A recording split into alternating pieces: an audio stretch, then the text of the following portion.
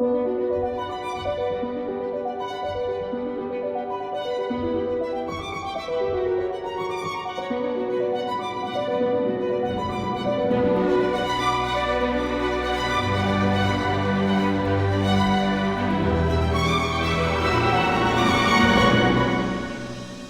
Legend of Admir, Chapter 3. Down, down the violent path.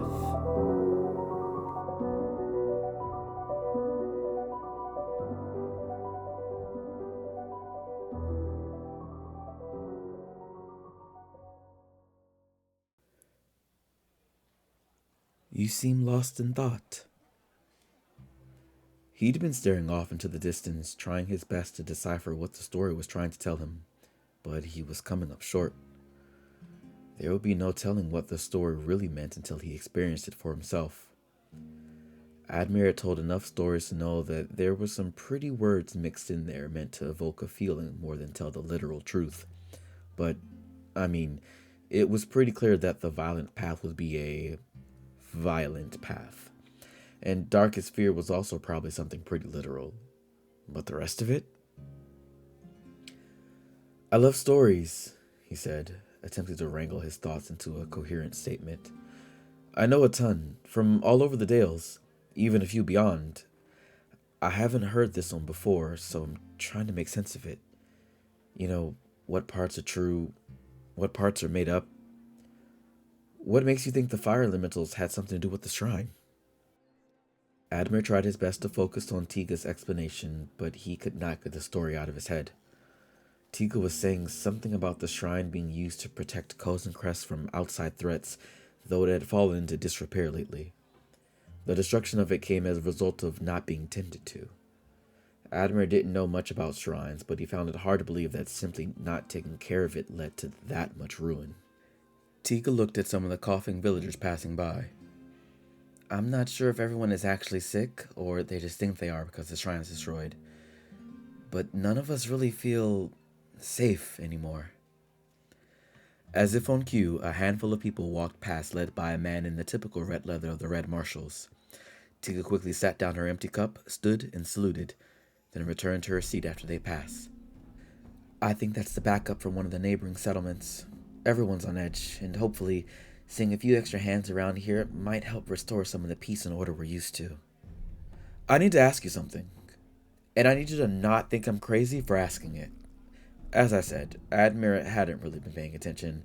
The arrival of this backup meant nothing to him. Naturally, Tiga looked at him with suspicion written all over her face. Wouldn't you? Because only something truly crazy could follow a statement like that. Can you tell me how to get to the palace ruins? See? Crazy. Absolutely crazy. She laughed, as one does when they are asked a crazy question. Admir ran a hand over his head, hoping to hide the embarrassment he felt. You're definitely out of your mind, she said, especially after the story I just told you. But if you want to reject your own survival, then it's not up to me to stop you. Hell, you'll just ask someone else. She stood up again and pointed. It's over there. It was nice knowing you, kid. Come on, Admir said, joining her on her feet. Aren't you the least bit curious as to just how the shrine got destroyed? Don't you want to be the one responsible for figuring it out? She raised a brow. I just told you how it happened. The fire elementals. You know what I meant. Like, really. The truth behind it, not just some story. I'm not even from here and I'm curious to know what the truth is. He knew he'd said too much the second before her eyes squinted. He'd pushed her too hard, letting the excitement get the better of him. He was guilty of talking too much. Another gift, another curse. The nagging fear of a green-eyed baby story floating around flared his anxiety, and he instinctively started talking even more. Admir didn't stop talking until she calmed down. Or she got annoyed with him. He wasn't sure what that expression on her face was at the moment. But, in the end, it all seemed fine. He didn't remember half of what he talked to her about, but he hoped that whatever he had said had quelled her suspicions. He'd originally thought of asking her for a place to stay tonight, the only person he knew in Kozen Crest. But, like Kaito, He would be roughing it tonight. He couldn't risk giving her another reason to distrust him through the night. Anyway, thank you so much for all your help today, especially with the story. I promise to do my best to not die. They shook hands and parted ways. While the journey here ended up being anticlimactic, and Kozen Crest itself had been its share of obstacles, he knew the ruins would provide his biggest challenge yet. He needed supplies, but the sight of the shops closing, and remembering his experience with the scared crow earlier, told him that he would have better luck in the morning. No amount of charm was going to get them to sell him things. He exhaled and headed back to the entrance for a fourth time? Poor guy.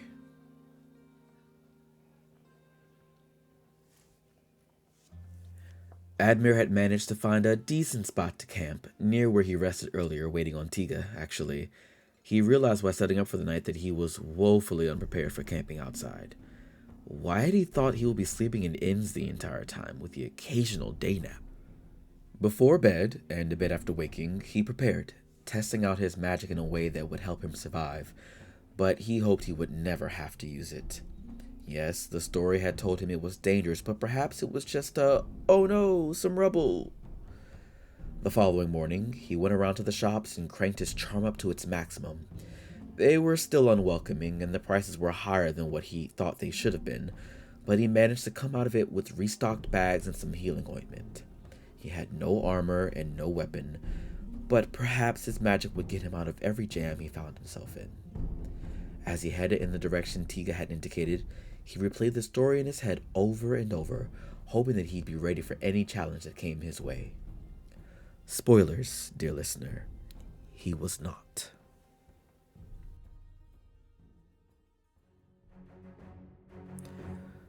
Kaito waited with bated breath.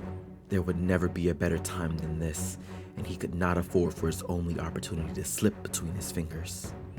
He took one last look around him, making sure the coast was clear, and hopped on the back of the carriage, hiding himself beneath the tarp and the heaps of supplies that would eventually make their way within the palace walls.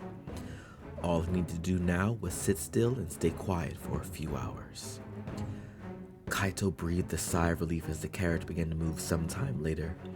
He didn't have long to wait now. The sounds of Barleyville faded away as they got closer to and within the palace walls. It seemed he picked the right carriage to hide away in. The inspection of the goods had been a cursory one. The carriage rolled to a stop and... whoosh! The tarp covering the supplies was thrown off. Suddenly, Kaito was exposed, and staring down at him were a handful of unhappy, snarling faces.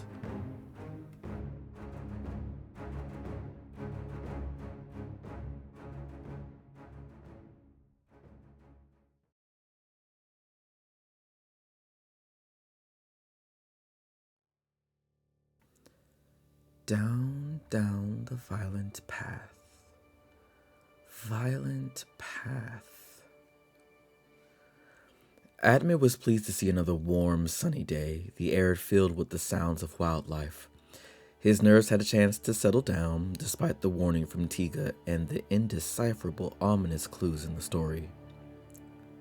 Perhaps the story was simply meant to scare off people, make them not want to approach it at all. It seemed to work, if Tiga was any indication. The only reason he was so adamant about discovering the ruin's secret was because it sounded like a clue about his heritage. Like before, the path towards the ruins seemed calm. He was expecting dark and gray skies, wolves howling in the distance. Maybe it was the time of day, but he wasn't particularly filled with dread. There we go. It settled in nicely, just as he caught sight of the remains of a decayed person on the side of the road. Now, I know you're probably saying, no, it's probably not a person, just something that looks like one, maybe a deer or something. Yeah, no, it was a person, trust me. Admir caught himself staring at it far longer than he wanted to, the sight of it now permanently seared into his memory. His once settled nerves were now agitated, putting him on edge. The downed trees, massive trunks of stone, and other blockages didn't help with the atmosphere either. He wished he had not underestimated the journey to the ruins. And as if to hammer home just how unprepared he was, up ahead, A large downed tree, firmly planted, way too big for him, definitely hard to cross. It took him far longer than he would like to admit. In fact, let's just skip to the next part of this story, shall we? We don't need to talk about how, instead of climbing over it, like was probably the better option, he walked around it and, well, it took a long time. Okay, don't judge him. He's new to adventuring. So new that his keen eyes didn't see the danger lurking in one of the many hiding places the road had to offer. Again, forgive him. He's new to this. He'd never left Nerine and never dealt with challenges of this nature. Speaking of new challenges, though, an arrow flew right by his head and embedded itself in a nearby tree. Another arrow flew by, this time grazing his arm before flying off into the distance. He swore and grabbed the wound, then looked around for the source of the attack. A woman snarled at him, sending shivers down his spine. She was missing teeth, and she looked bad, sick bad, dead bad. The word that reached his lips first to describe her was decayed. He should have been terrified of her. He should have ran immediately. But he couldn't help but correlate her to the shrine. Decaying. No such thing as coincidences, he thought. Was she the cause, or another victim? Hand over everything you got. She sounded worse than he had yesterday after traveling, her words forced out between labored breaths. Her skin was covered in scars and blisters, blemished and colored a sickly green. She reminded him of the guard, too. Were they all related? No, that would be too much, right? But he would be a fool to... Oh, right, he needed to fight, or run, something. Heroes in stories typically carried swords and shields to face the dangers of the world. Admir didn't have any of that. But he did have magic. I don't have much, he said, raising his arms high, feigning feebleness. Okay, maybe not so much as feigning, but playing it up. He went through his bag and began pulling out the few loose coins he had and some of the sewing supplies. Surely she would want some of that. Meanwhile, he was focusing on that bit of magic he prepared. Now was the time to use it, right? Put forth all that practice and reserve the rest of his energy for future challenges. Plus, she looked terrifying now that he actually focused on her physical appearance. Okay, time for the big reveal, listener. Remember how I said the irony of the name of the palace was lost on you previously? And how our dear Admir was like a moth to the flame when he learned of it? Well, that's because of his magic, the gift and the curse he inherited from whichever parent happened to be a creature of twilight. Coming across a palace where illusion becomes reality was all he needed to motivate him further, triggering that glorious character arc we love so much in hero stories. As he reached for something else in his bag, a fog burst forth from within, spreading out and concealing him almost completely. He smiled behind his illusion as she shouted, "What? No tricks!" Another arrow sliced in through the illusory fog, though he kept his exclamations to himself. Without missing a beat, though, he made a mad dash to get away. He was not going to be able to fight her. He could only imagine what would happen if she hit all her shots. Admir ran and ran and ran and ran and ran and ran and ran and ran until he couldn't run any further, legs pumping as hard as they could. It wasn't until he stopped to catch his breath that he smelled something rotten. He looked up and saw what could only be described as ruins, with the overwhelming stench of decay. The guard, the shrine, the woman, it was all connected. Definitely.